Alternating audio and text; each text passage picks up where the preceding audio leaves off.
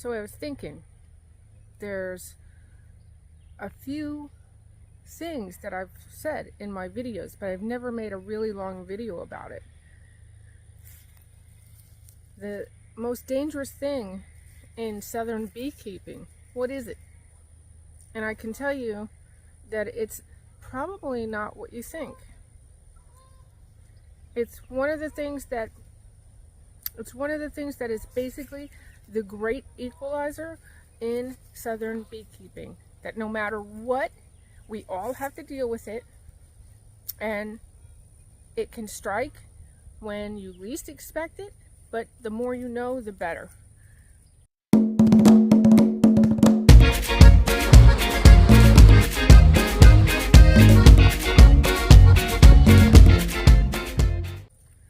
So I've made a few videos about small hive beetle. To me, this is one of the greatest dangers in your southern beekeeping experience, and it's probably one of your bigger dangers in any beekeeping experience if you have hive beetle where you are. And I probably get sounding like a broken record because I always say I'm in hive beetle country, I'm in hive beetle country, because it's a constant concern of mine. Even though I feel that I have my hive beetle under control, it's a huge concern. And so there's certain things that you can do to help overcome or try to prevent. Your pest management is essential when you think of your small hive beetle. The first thing we always tell people is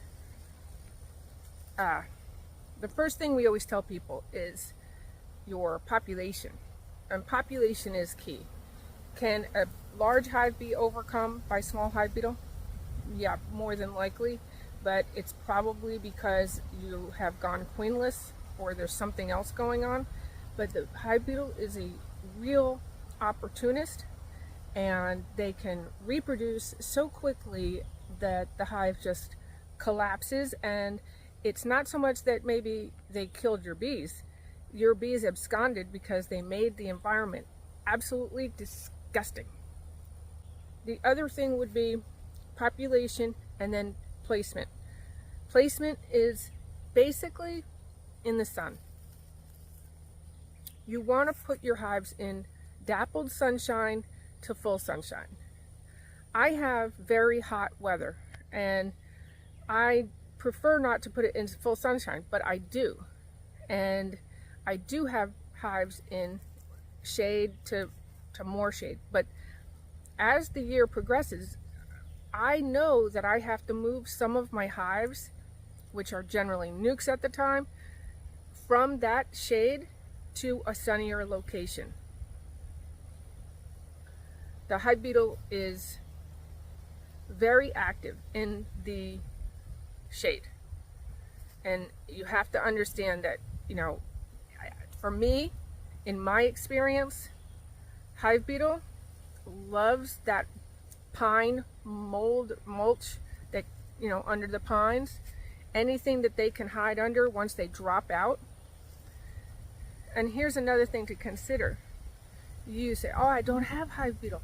Yeah, well, just because you don't see it, if it's in your area, you have it. When I sell nukes and queens, I get inspected by the state, and my certificate actually states that small hive beetle is endemic in my area.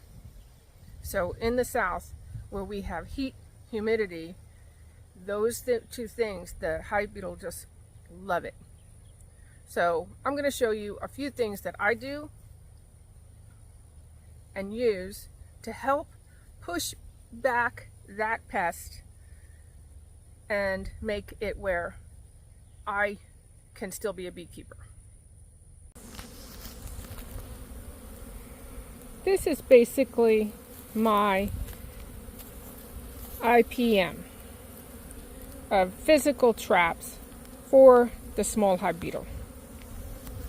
Most of you who've watched me see my spray bottle, and that's sugar water with peppermint. Peppermint essential oils. The essential oils, you may have seen people using peppermint candies and all of that. That's fine, and the bees like to eat them, and it gives off a bit of an essential oil in the hive. However, by spraying the oil into the hive, it can actually weaken the shell of the hive beetle, and then the bee can sting it. Without the shell being actually weakened by this essential oil, that bee can sting all it wants and it won't get through that little shell. The next things are traps. This is the Cuts Beetle Blaster. And you've seen them on Man Lake and all the others. And it sits in between the frames. And it's supposed, the idea when it first came out was that you fill it with oil. An old cooking oil, and then I've seen, oops, my finger is in front of the camera. You see with all kinds of recipes out there, how to attract the hive beetle into the trap. Well, hive beetles love the dark, and this sitting in between the frames, it's dark in there, so you don't really have to attract it. The bees will chase the hive beetle down in there. I don't use oils. When I first started using them, I did, but when you pick up the frame, it's usually propolis to a frame. You have to carefully remove it and set it to the side. I'm using DE, diatomaceous earth, and this works super good. You don't need a whole lot in there. It lasts all season long. You can tip it and it doesn't dump out of the frame. What little bit does dump out of the frame, as long as it's on an adult bee, it doesn't harm the bee. Now, I know there's a bunch of you out there that want to tell me it certainly will kill the bees, but it won't. I have had this conversation and been told how ridiculous I am, and yet amazingly I've used this for well over 10 years and I don't have dead hives. I have a lot of dead hive beetles. So the oil can spill. If the oil spills on an adult bee, it will kill your bee. They cannot clean that off, and it's dead bee. If vinegar goes onto them, I don't know how much vinegar they can take, because vinegar, again, that's like that acid type thing.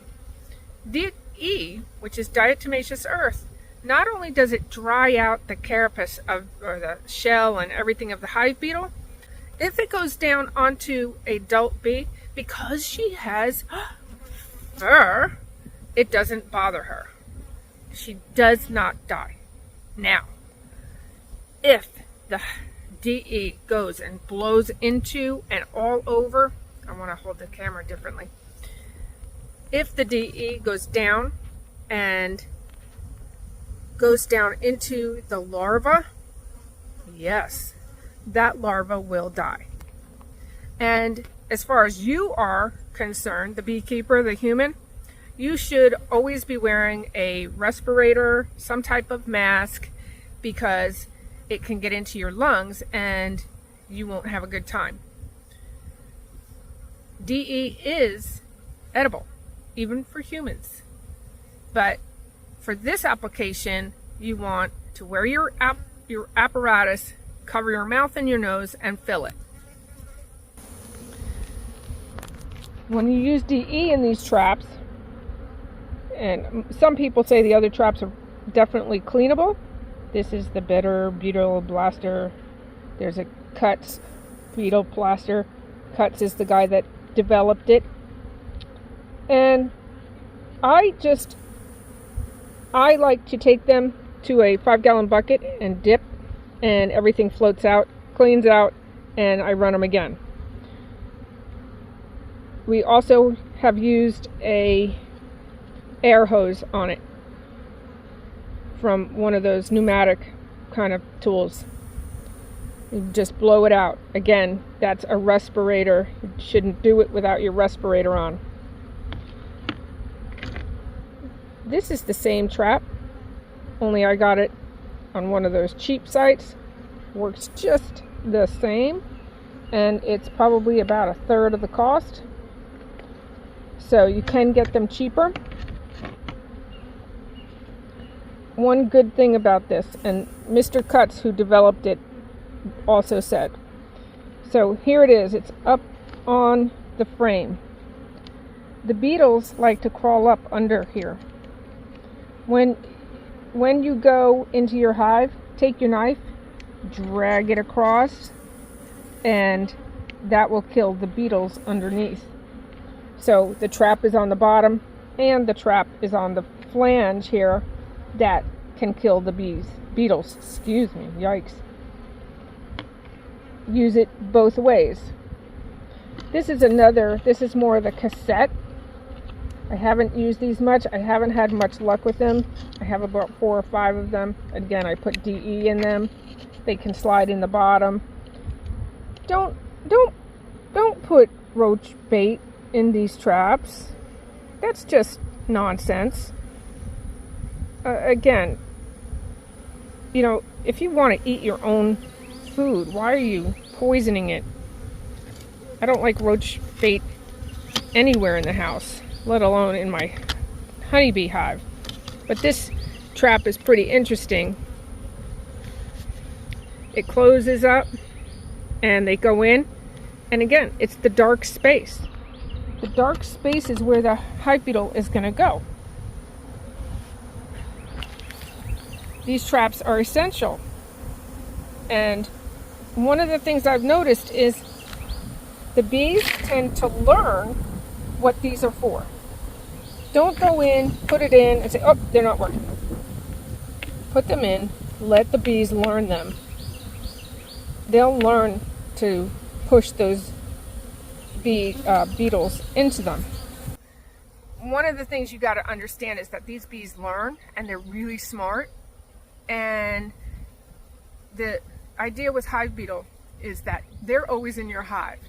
And because of that shell, the bees can't kill them. They'll drive them out. They'll drive them into the traps if you let them learn.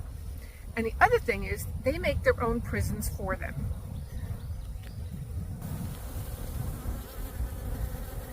On your end bars, they will propolis these little prisons for the hive beetle. They'll prison them, put the propolis all around them, and when you go in and you break that frame, you break their prison, and that's when you start to see them run like crazy out into the hive. What you can do is, before you go to break those frames, put your knife down in there and wiggle it around and try to kill them before they just go running out. The funny thing about the little prison, they're going to stay alive. Even if they're propolis closed in there, they're not completely closed in, because the hive beetle has this crazy little way about it. It has a scent it releases, or a pheromone, and it entices the bees. It tells them to feed them. So yes, they're in prison, but they are in prison and being fed by the bees.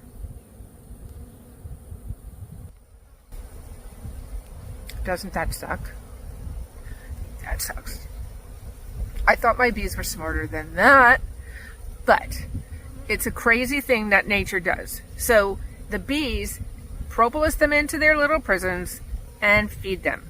So be careful when you go to break those frames apart, and you want to get those traps in there.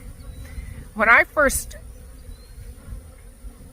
began this journey into small hive beetledom, I found that part of my IPM had to be screen bottoms, and I still believe that the screen bottoms helped my journey out of the hell of small hive beetle. It is essential But now that I've got a grip on my hive beetle populations, I don't believe that they have to be, you can have solid, you just have to be really careful as to what's happening inside that hive. Okay, so you've got traps, you've got peppermint, you've got screen bottoms. What else can you do? Well, did you place it in the sun? Did you place it where it's mostly sun? Some people don't have the opportunity to have full sun, so that's fine, but you have to try to give them more sun. If you have to clip a branch, a little bit more sun. These are things that the science agrees is part of your IPM for your hive beetle. And then I would be remiss if I didn't mention that my VSH queens are definitely part of the IPM towards small hive beetle. They're developed for Varroa sensitive hygiene, VSH. However, the more aggressive your bees are, and I don't mean that they're coming out and stinging you like crazy, I don't mean that, but the VSH that's aggressive towards cleaning the hive and the pests, they're going to be aggressive towards the hive beetle. I have seen some lazy bees let the hive beetles just kind of walk around, and we know that the VSH, which originally at least was observed in Russian bees are aggressive, and my bees go around and no hive beetle is going to walk by them without a fight. So yes, your queens probably do mean a lot in your IPM towards pests, but definitely in this scourge of hive beetle. So the last thing that I would suggest for small hive beetle is making sure your frames are covered in bees, that hive population. The only time I tend to have a big bloom of hive beetle is because I'm doing my nukes. It's a 2-frame nuke, and then all of a sudden we got a ton of rain and high humidity and high temperatures. She doesn't come back mated or for a long time, and that hive beetle takes over. So I hope that hive beetle doesn't drive you out of beekeeping. It almost did me, and I understand that completely. It's really a scourge, but it can be handled. The idea is to just hang on, do your best, take advice of others, and see what you're doing, and try something new. Don't put poisons in your hive. The DE is readily available online, and I prefer that well over oils. Hive beetle is not going to beat you. It is the most dangerous thing, I think, in beekeeping in the South, because we are so full of humidity, and we have probably yards that have little airflow through them. But keep in mind that you have the opportunity to try to do the best for your hive. Get those traps, try them. You don't have to spend $1 million. You don't have to throw them away each time they're full. I have a ton of them still around. They propolis them a little bit, you open them up again, it's no big deal.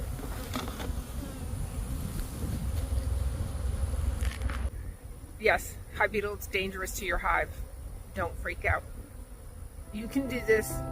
I've done it. I came back, and you can too. I hope you enjoyed this video. I hope you learned something today. If you do something different that you think might work, leave a comment. Make sure you click the bell, subscribe, all that good stuff. And until next time, happy beekeeping.